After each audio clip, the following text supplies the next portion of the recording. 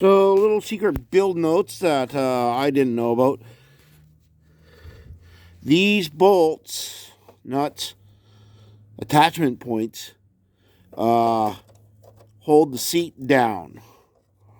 You can see that there's a notch in there. So all you have to do is give them a turn of 180 degrees and the seat locks on. These are the seat mounting posts. And that's all you gotta do is get that out of the way. So I'll learn that for later so I can do it from above. Both sides.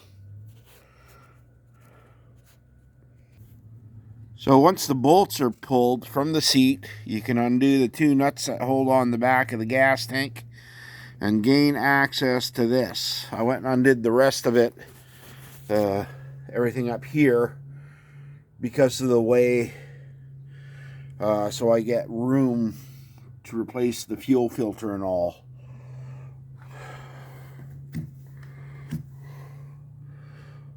What a mess. But it's that much closer.